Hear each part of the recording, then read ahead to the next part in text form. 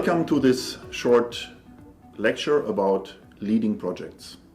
This is one of the subjects that is most interesting to me, and I would like to share with you some thoughts about that in the next approximately 30 minutes. Why do I say leading projects and not project management?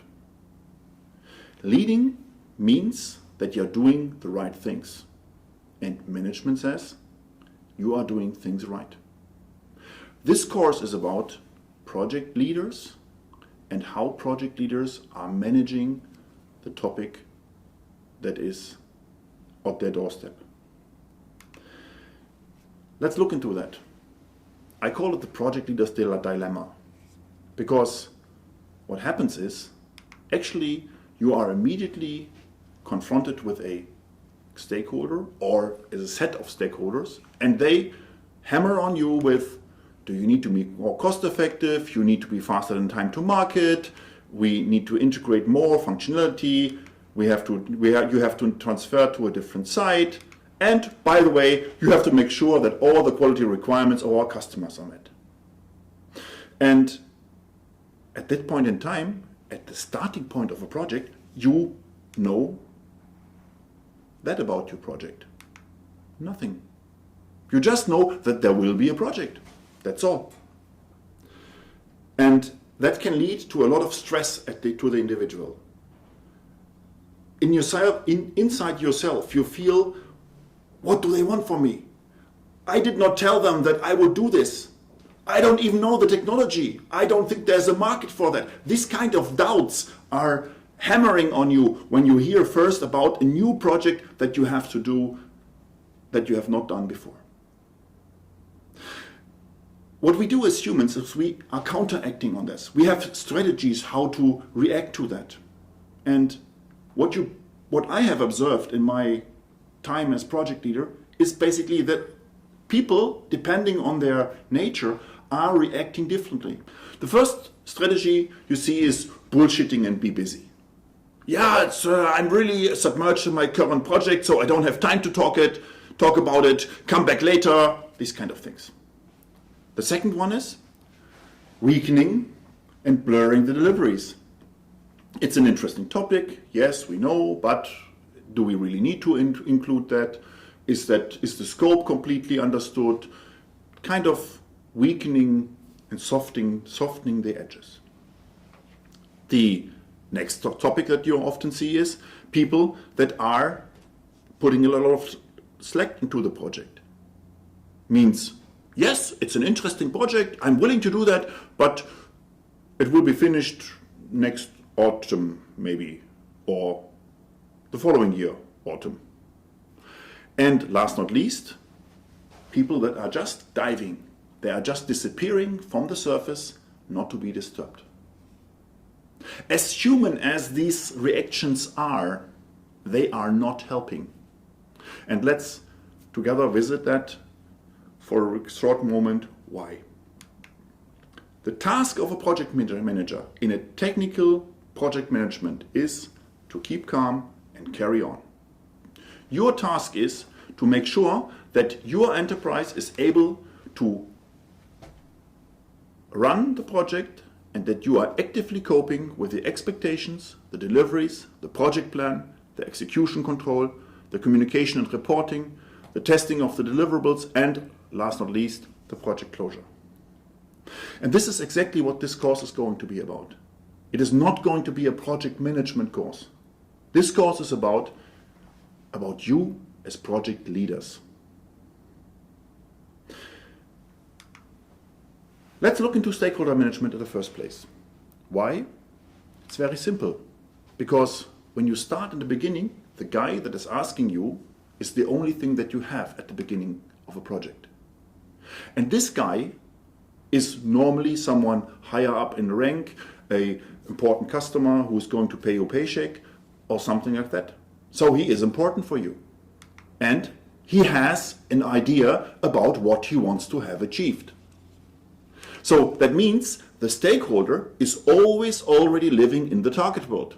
The project has not even started yet, but he has already a clear idea, this is what I want. Having a good idea does not necessarily mean that he is also able to describe it. When you compare these two pictures to each other, and you can see that what the stakeholder is actually telling you about this project is much more blurry compared to that what he is dreaming about.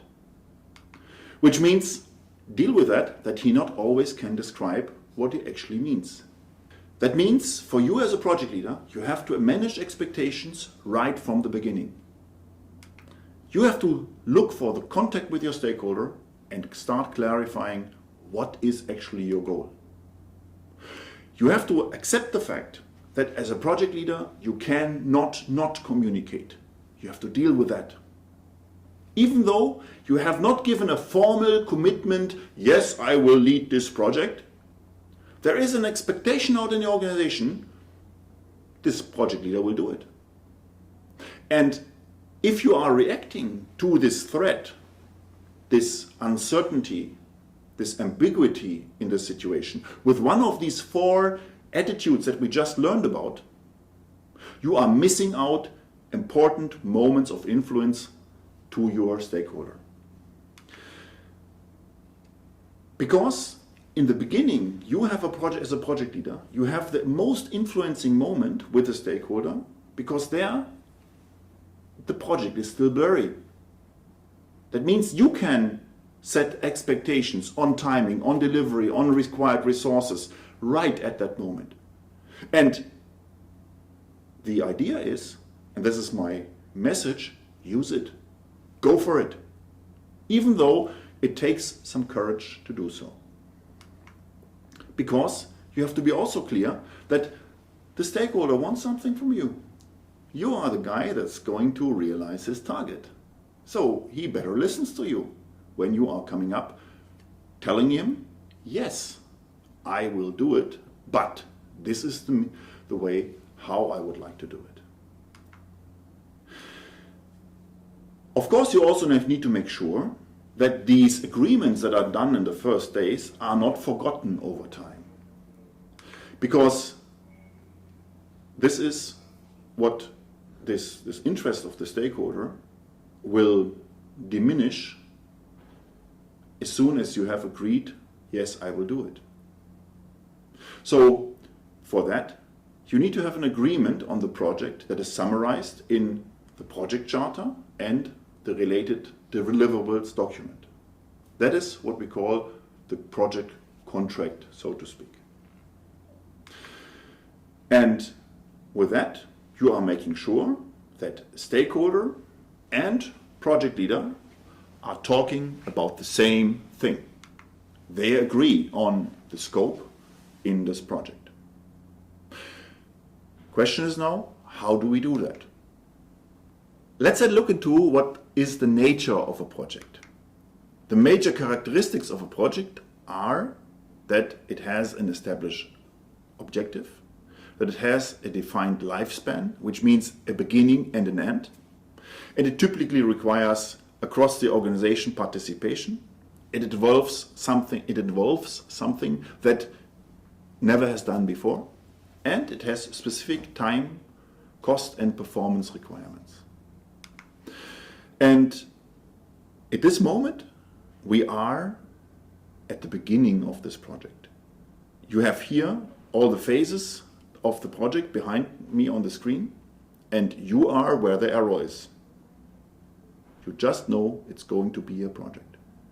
But setting up the project in the right way at this moment is extremely important to have a successful execution phase afterwards. This is the reason why this phase that we are now in is so utterly important for the whole rest of the project. You basically have to eat later on what you now are steering in. So let me look into one aspect there.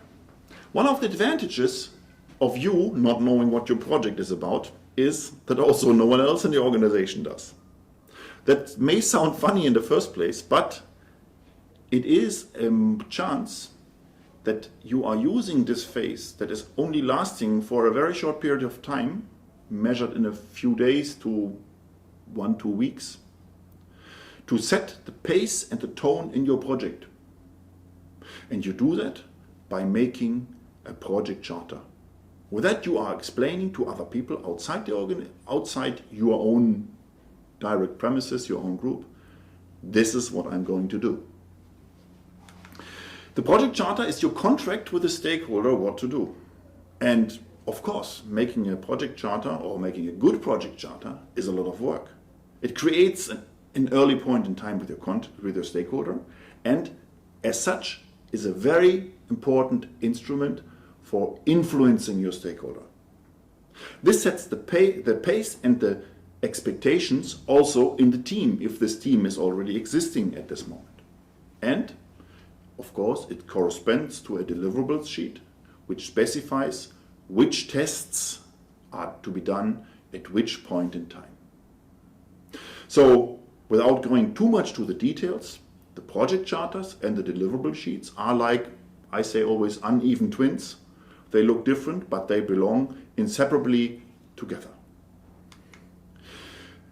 So, what you want to do in order to make a good project charter is that you want to use it as a tool to foster the overview on high level about your project.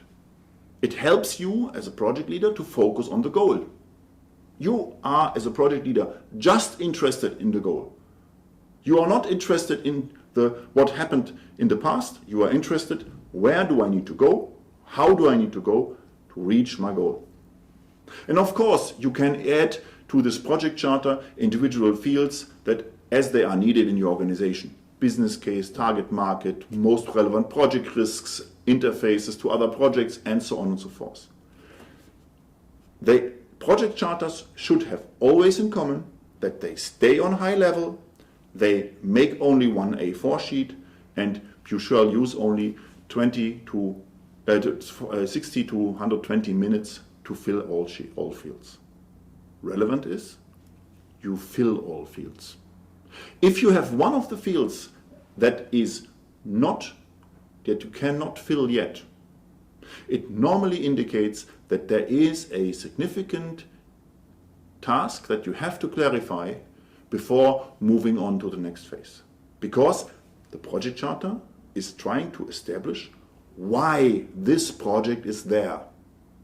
And if there's an important part missing, then you better make sure that you clarify that before moving on.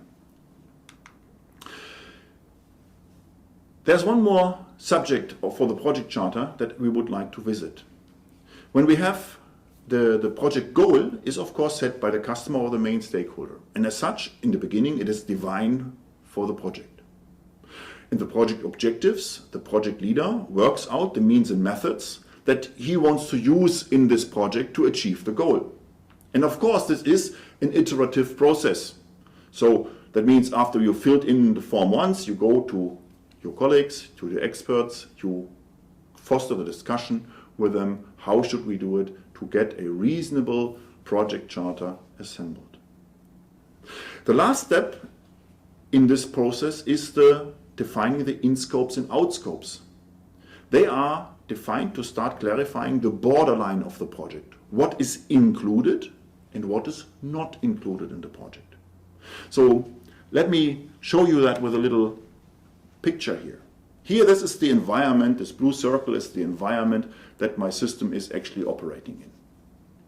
And I get the goal from the top, divine, from management, asking you, please solve this problem for me. And you are now trying to figure out, first, the project objectives, and then you are trying to figure out the in-scopes and out-scopes. In-scopes means we are incorporating this subject into our project. Out-scopes says we are not incorporating that. This is someone else's business. Let me give you a few hints about how you would like to do good scoping. The criteria of the scopes can be location, user type, technology, maturity, functionality, business field, you name it. That is specific for your project. But important is that you are as specific as possible to the limits of your project. That means go as close as possible to the borderline. Think of in-scope, out-scopes as separators to another independent project. But please don't use these as disclaimers why your project will have not worked out in the end. Because you are the project leader. You have to succeed. And everything that you have to plan needs to be planned now. So this is something that the out-scope and in-scope should not be used for. So what do we do now when we have the project charter objectives and the goals in kind of a draft state? Clear. We have to break this total big task into smaller chunks. Then they become eatable, and we at least will eat them bite by bite. So let's look into the project that we have here, and it reveals to be a project to build an elephant. And the question is now, how do I make a good structure that I can eat it bite by bite to finally accomplish? So that means we have to have a good cutting plan, how to make the task, the total task or total tasks eatable. This is called creating the function breakdown structure, the product breakdown structure, and the work breakdown structure. And in the scope of this section, I will not dive further into that. Because this subject is not about project management, it is about how you work as project leader. So let's look into a few principles there. Because this, I think, is something that belongs to and at this place. What is a good plan to describe the cutting plan of an elephant? Is this, what you see here, a good plan for cutting an elephant? Most likely not, because the lines are just going arbitrarily through the object that we would like to do, and so we have to find a smarter way how to segregate this particular project parts from each other. So the main elements of a good cutting plan are following main functions of the product or of the task. That means we are breaking down the product into functional units that, best case, can be tested separately from each other as they have a measurable output. Let's look into our elephant, what kind of separate functional units we can identify. I mean, input, it's the mouth of the elephant. We have the elements of the legs, which are providing the function walk. We have the ears, which are providing the function hear.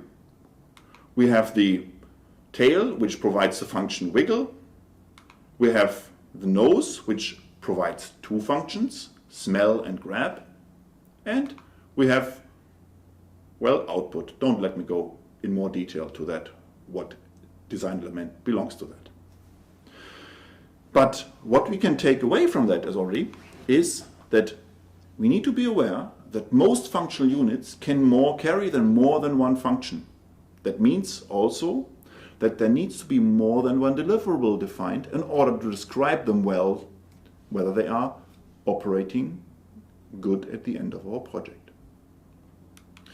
So that leads to the question, what is the principal thought that we should now obey in this early phase of the project to make sure that our main functions are tested? Or other way around, which functions are we going to test? We are testing those functions that are relevant to the outside interface of our component to the customer, and that are described by parameters, so by measurables. That means a parameter that I have needs to be relevant for the performance of the delivery to the customer, and they are called critical to customer parameters. And of course, there are certain parameters which we will not test because they don't provide a function that is relevant to the customer. So when do you want to test this as a project manager? when can you test the main functions of the project elephant? I mean, with the elephant, you can test it only at the end, right? When you have the complete elephant. So the question is, what are your chances then to correct? That means we need to test as early as possible. Be aware that the later you test, the less chances you have to intervene and to correct. This is depriving you of the action to counteract. And similar to that, what I said in the beginning, with the confrontation with the stakeholder, you are having the same challenge with your testing. As early as you can, you are testing. As early as you can, you're getting a feedback and you can react. That means testing early, partial deliveries, is a method to buy you time for corrections and gives you early feedback. But, of course, in this chosen example, an elephant will always be an elephant and will only function as a whole animal. That means, with that, I have reached the limits of my life example. Having said that, I would like to thank you all for your attention, and I would appreciate to welcome you at one of our courses at High Tech Institute. Thank you very much and enjoy your day.